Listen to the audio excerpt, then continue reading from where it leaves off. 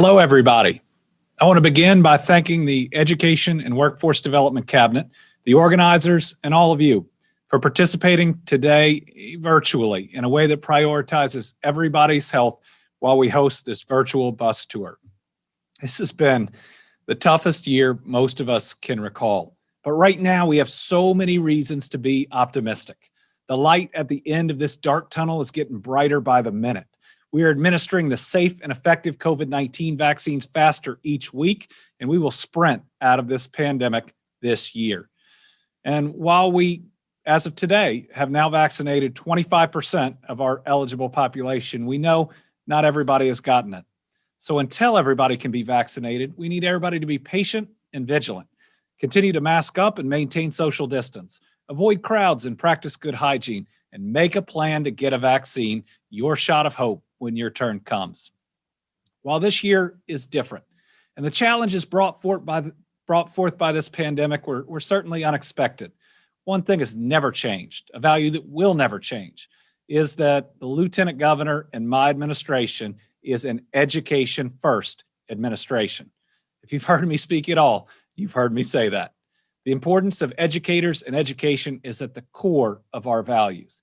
Education is how we prepare our people to be leaders in the coming post-COVID economy. It's how we do the hard work to redress historic inequities. Education is central to how we build the better Kentucky that we all want. Education is also how we ensure Kentucky's workforce is up to the task of taking on the jobs of the future. My administration's been working hard to represent your interests, to support education and workforce development through a variety of programs and initiatives, mainly administered by the EWDC. In my budget, I presented to the General Assembly in January, I proposed historic investments in education at a time when college and technical training is absolutely essential for moving our workforce and our economy forward. We're not only pledging an additional $17 million in funding for post-secondary education, a 2% increase in general fund investment, we also proposed $50 million for much-needed asset preservation projects, nearly $20 million in additional funding to help campuses cover pension obligations. In addition, my budget would create the Better Kentucky Promise, a new program that'll expand the Work Ready Kentucky Scholarship to provide that last dollar assistance for nearly 6,300 Kentuckians to complete an associate degree or certificate. One reason that we're looking to expand Work Ready is because we're so proud of what that scholarship has already accomplished. The program helps cover up to 60 hours of tuition for anyone who has not yet earned an associate degree, and in many instances, the assistance is completely free. Adults can enroll in a wide variety of high-demand technical programs, including healthcare, manufacturing, business, IT, construction, skilled trades, transportation, and even logistics, with more than 350 courses currently available. Overall, the scholarship has served 5,600 students and provided more than $16 million in scholarships for adult learners around the state since its launch in 2017. College affordability is a priority for my administration. We must ensure that every Kentuckian has access to the educational opportunities that lead to that sustainable and successful career, an active and meaningful role in your community, a financially stable household, and the highest quality of life possible. We need to achieve these goals without saddling our students with decades of debt. I believe that's a moral imperative. And I want to thank our campuses and the Kentucky Council on Post-Secondary Education for its commitment to that goal. See, this past summer, CPE and our public universities held strong to their values and preserved college affordability with the smallest average tuition increase in decades. This allowed resident undergraduate students to enter the 2021 academic year with an average tuition increase of only 0.7%. Kentucky's 60 by 30 goal seeks to raise the percentage of working age Kentuckians with a high quality post-secondary degree or certificate to 60% by 2030. I can think of few investments with a better return than that. I can think of no greater lever to re-energize our workforce and position our economy for a robust and equitable recovery than education. And I could think of no greater opportunity to break cycles of intergenerational poverty and provide a path to economic resiliency for all Kentuckians. The latest research from the CPE shows that a graduate with a bachelor degree now earns close to $1 million more than a high school graduate over a lifetime. And graduates with an associate's degree can earn around $400,000 more. In addition, those with a college education experience a greater appreciation for the diversity of our communities and lower rates of incarceration and substance use disorder. They're more likely to teach the value of education to their children. I understand that. My dad was a first-generation college graduate himself. These are the values that you all embody, and these are the values that are going to lead the Commonwealth to a bright future and help build the better Kentucky we all want. I want to thank you for inviting me to talk about this crucially important issue, and I want to introduce you to the leader of us today. See, I'm just the opening act.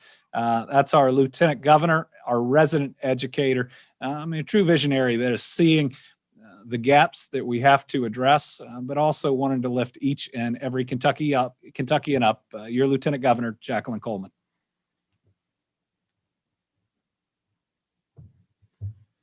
Thank you so much, Governor.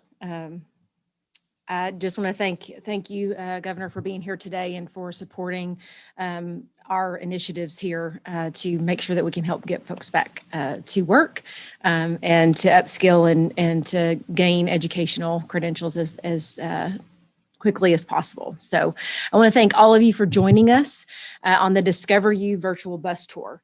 Having recently marked the 1-year anniversary of the first COVID-19 case in Kentucky, we are now looking back on a year of lessons learned.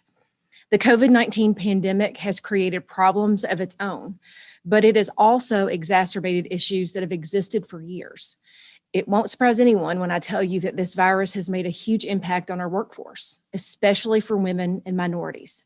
In order to move Kentucky forward, we need to address these problems, new and old alike, head on. For those who have suffered inequities for generations, we can't afford not to. Our goal at the Education and Workforce Development Cabinet is to give Kentuckians the tools necessary to build thriving and healthy communities. Ensuring that we have a world-class education system and a highly skilled workforce is key to our mission. These two pillars, education and workforce development, provide the foundation for local and statewide economies, and they go hand in hand. An educated workforce is a prepared workforce, and a prepared workforce is one that is ready for the jobs of the future. At EWDC, we provide services to Kentuckians from cradle to career. Ultimately, there are gaps in our education attainment, from pre-K to kindergarten, from middle to high school, from high school to post-secondary, and from post-secondary to the workforce. And that is why we are committed to continued education and training throughout the 4 E's of workforce and economic development. The 4 E's are expansion, exposure, experience, and expertise. First, we must expand access to early childhood education. Next, in middle school, we must provide exposure to community career options. In high school, our students must experience real-world workforce opportunities. And post-secondary, we must make sure that Kentuckians have expertise in their chosen field. From the time they enter the education system to the time they enter the workforce, Kentuckians should know that they are an integral part of their community's economic development and that there are opportunities available to help them thrive. We are doing this virtual bus tour to make sure that our communities, especially rural communities, know what is available to them through the Education and Workforce Development Cabinet. Too often, Kentuckians don't know about all of the amazing opportunities that we offer, and knowledge is power. For example, the governor mentioned the Better Kentucky Promise. This is a perfect example of a life-changing work being done that deserves elevation.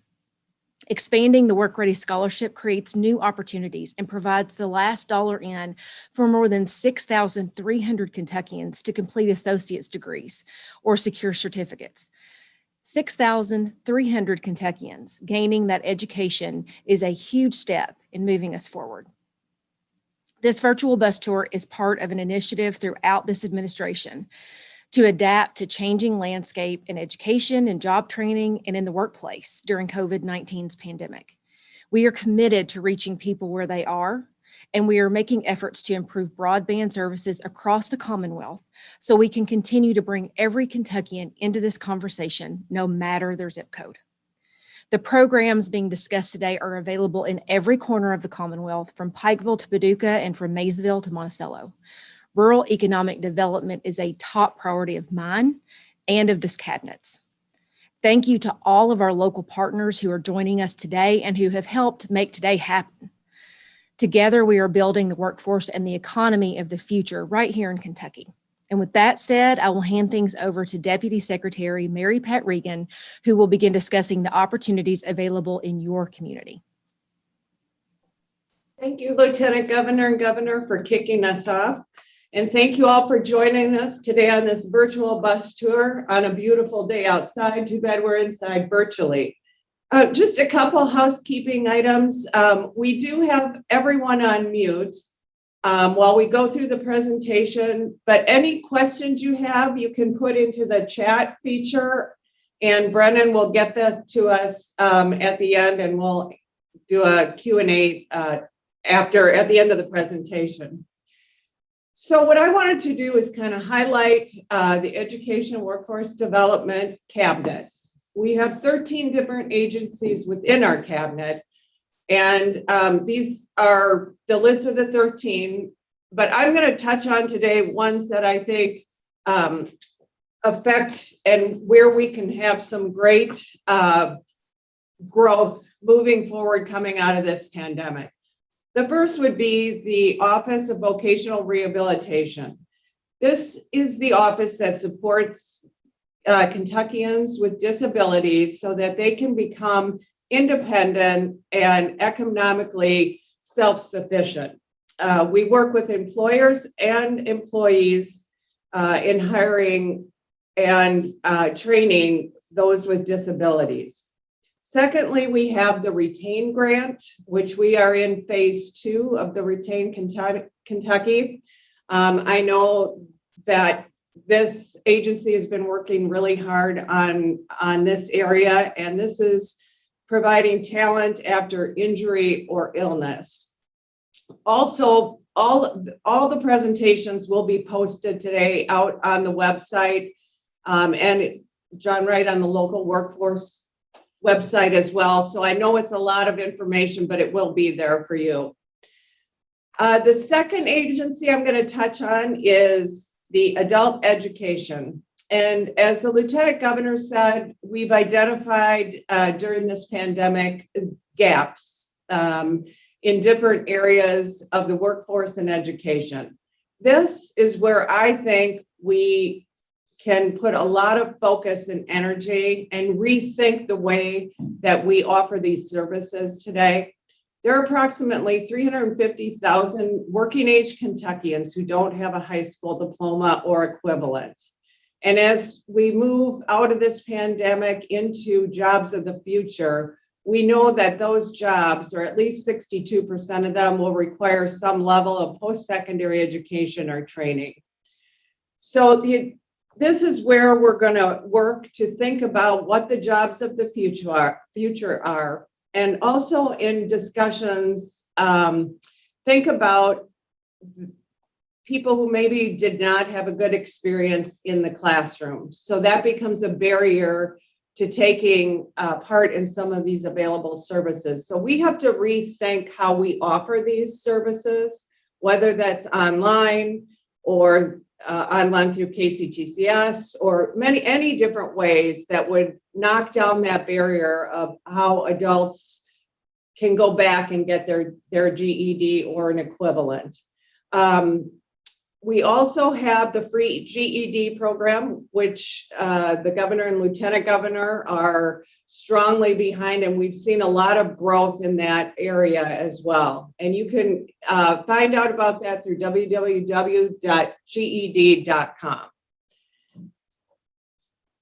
And I wanted to touch on the veterans programs. And although this is offered through the Labor Department, we can help connect the dots. There are many programs for employers and employees through the VETS program. We have the National Readiness Certification. We have tax incentives, small business credit, and there's also federal programs that are available as well.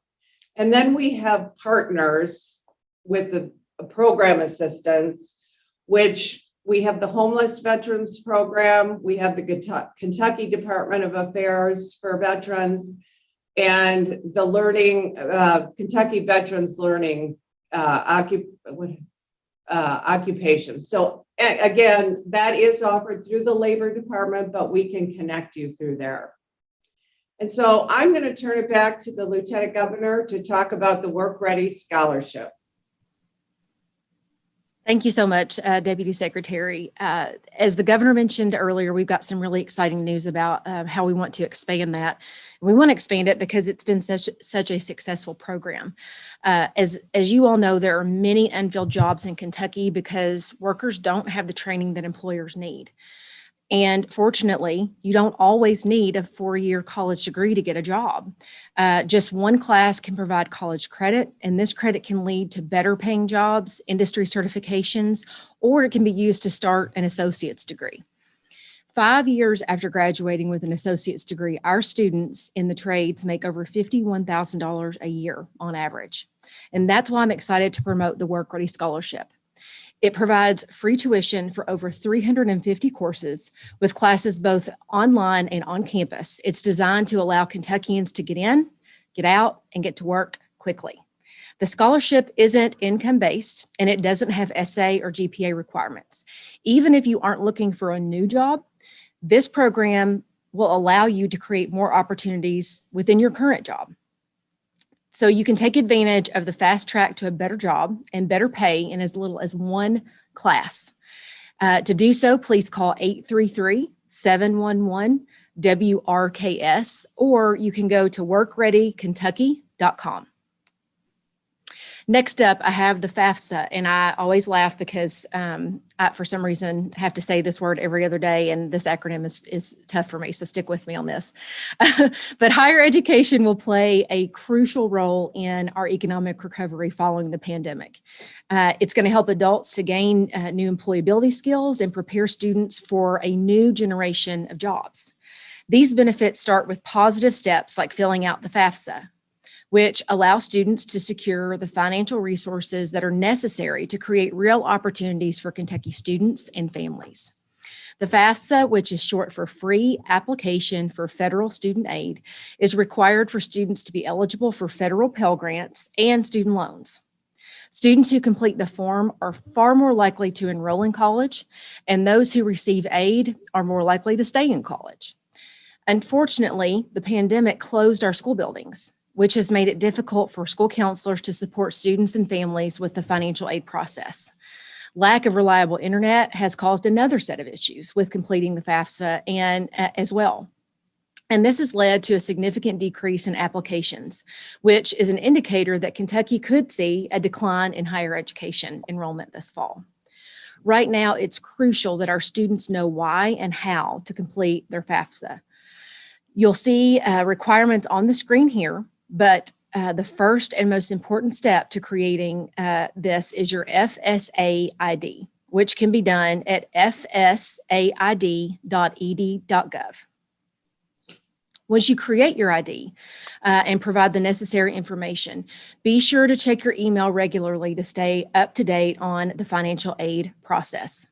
For further assistance, you can call or text the number on the screen, or you can visit KHEAA, that's KHEAA.com, to contact with a counselor. I'll now hand it back over to Deputy Secretary Regan to continue with this presentation. Thank you, Lieutenant Governor. Another agency within our cabinet is the Kentucky Commission of Proprietary Education. And this is another avenue for students and adults. They are for-profit schools, but give people another alternative to a 4-year degree or a certificate. And we have a lot of nursing schools. We have CLD schools. We have plumbing and HVAC. So this is another area where we can help connect the dots for individuals and employers. And then our Office of Employer Apprenticeship Services. And I like to refer to this as where we help navigate and connect the dots for employers and employees through recruitment, upskilling, and incentives. And as we move forward out of this pandemic, we are going to have to find creative ways to upskill for jobs of the future. I can tell you that there is also a hiring incentive through the Work Opportunity Tax Credit. And this is something that we didn't really see a lot of employers taking advantage of. So I wanted to be sure to point that out, that that is available. We also have the Registered Apprenticeship Program, which combines on-the-job training with theoretical job and specific classroom knowledge. We provide businesses with the retention and recruitment tools for hard-to-fill jobs, as well as apprenticeships in healthcare, IT, business, and even as a whiskey specialist in our bourbon capital here in Frankfurt. So we have many different ways through the employer apprenticeship services to help employees and employers move into the jobs going forward. And I'll hand it over to John Lyons, who's our Executive Director of the Workforce Innovation Board. Good afternoon, everyone. This is John Lyons. I'm the Executive Director of the KWIB, and I'd like to give you a little bit of background about what the KWIB is, as far as and what our goals are. The KWIB is looking to create a workforce development system that's value-driven for employers. We're looking really to align education with our industry's demands, as well as preparing Kentuckians for the future of workforce and drives economic development. Really where the boots on the ground work happens, though, is through our local workforce development areas. The state's broken up into 10 local workforce development areas, and we're visiting 2 of them on each of our virtual bus tour stops. Today, during this stop, we'll be talking to some of our leaders from the KentuckianaWorks and Northern Kentucky regions. They're going to talk to us a little bit about the special programs or work that they're doing in their local areas that are connected to the opportunities for career advancement and job placement close to you and where you're living right now. I'd like to start off with Cindy Reed from the KentuckianaWorks local workforce development area, and let her talk to you about some exciting opportunities they have in KentuckianaWorks. Cindy, it's all yours. Thank you, and good afternoon, everyone. I am Cindy Reed. I'm the Deputy Director of KentuckianaWorks. We are the Regional Workforce Development Board for Louisville and 6 surrounding counties. Those counties, there was a map you just saw, but they weren't labeled. So our counties are Bullitt, Henry, Oldham, Shelby, Spencer, and Trimble. Within those counties, we reach out to any job seeker or employer. We reach out virtually, especially during the pandemic. We have many ways to reach out. Our address is down below, and if you go on there, whether you're an employer or a job seeker, there are all kinds of services you can access. We also have physical career centers in Louisville, Bullitt, Shelby, and Henry County, and we are taking some appointments at those centers and anticipate reopening when everyone is vaccinated or sometime soon in the future. But don't let that stop you from reaching out to us. We can help with workshops that prepare you for jobs, and we also have occupational training on a monthly basis in high demand fields: construction, manufacturing, IT, software coding, and so on. We also work very closely with a number of employers. We staff what we call industry partnerships. I personally work with the manufacturing employers. We have about 150 of them. And I'm telling you, a lot of them are hiring now. And we also have partnerships with construction and also the Health Careers Collaborative of Greater Louisville.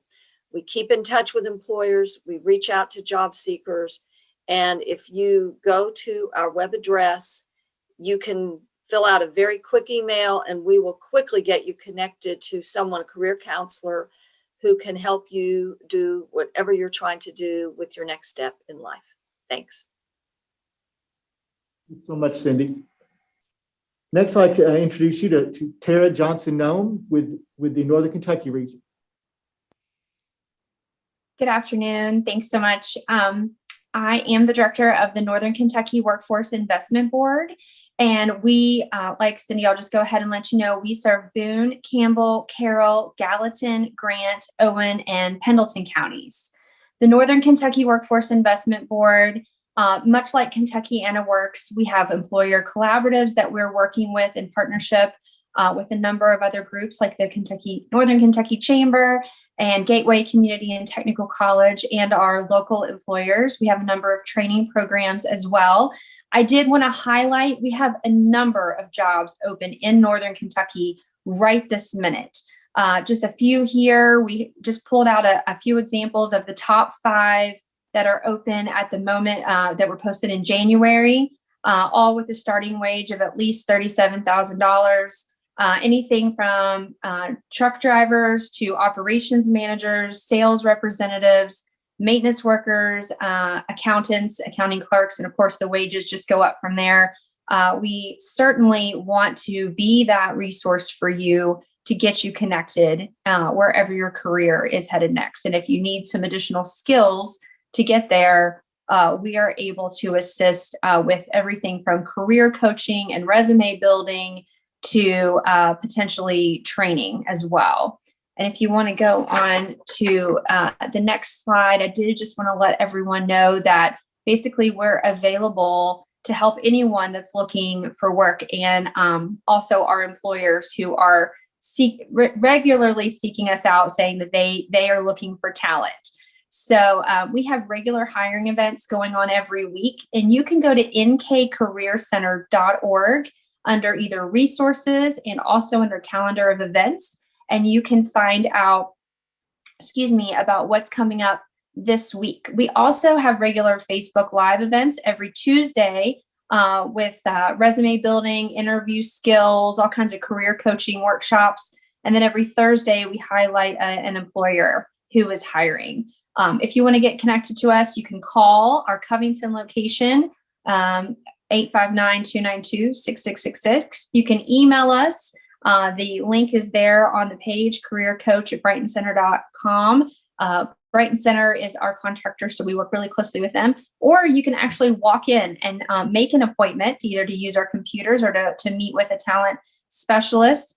All of our locations are open for appointments: Covington, Florence, Williamstown, at the CVG Airport, and Carrollton offices. And we also have access points at some of our local libraries in Erlanger, in Falmouth, and in Owenton. So we hope you will reach out to us soon to get started on the next step in your career. Thank you so much, Tara. And again, Tara and Cindy, I'm really excited about all the opportunities that you're able to share that are going on in your local workforce development areas. I want to remind everyone here that I know we're sharing a lot of information, that this is being recorded and will be posted on the cabinet website. So if there was a phone number that you needed to get, someone's name, an email address, a link for a program that you thought may interest you, know that you'll be able to go back and access all of these. And again, Tara and Cindy both mentioned that so many of the services that their centers are offering are available by appointment right now, or are available in person. But even those that are not available in person, they've adapted wonderfully and have other options there to be able to assist you with those, either by the phone or virtually. And with that, I'm going to turn things back over to Mary Pat. Great. Thanks, John. That concludes the presentation, but I'm going to open it up for questions. I did want to say that we in the cabinet are all here to help employers and employees connect the dots. please don't hesitate to call if you have an idea, or we can connect you to other areas or agencies within the cabinet. So Brennan, do we have any questions? Yeah, we actually have a question from Bill Allen, who's asking about rural transportation. And he was wondering if there's some options that you all know of that can, I guess, help people get to training centers or to their jobs in rural areas, because public transportation doesn't always cut it. That's a great question. It's actually a conversation that we've been having internally in the cabinet, and we are trying to take a look at some different options that we might be able to provide through grants or things like that going forward. But we will circle back with you and talk about more of the specifics. Perfect. I'll also mention that on Wednesday at 3 p.m., because I know, Bill, you're coming from Western Kentucky, and we'll have, he says to get to the GED centers is sort of the biggest thing. Okay. So that's important to know. And on Wednesday at 3 p.m., we'll be talking with, I know, some folks in Western Kentucky, and they might have some more information too, but I'll get your email just to be sure. Are there any other questions from the chat?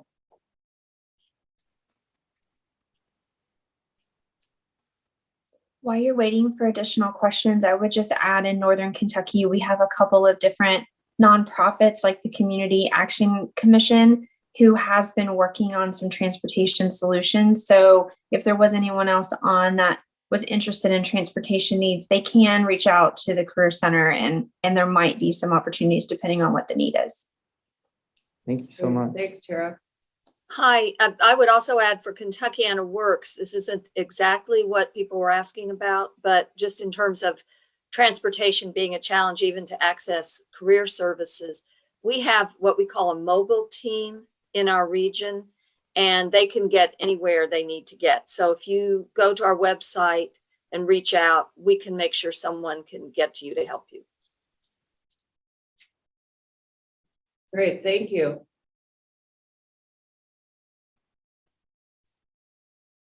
Looks like we might not have any more That's it? questions. Yep.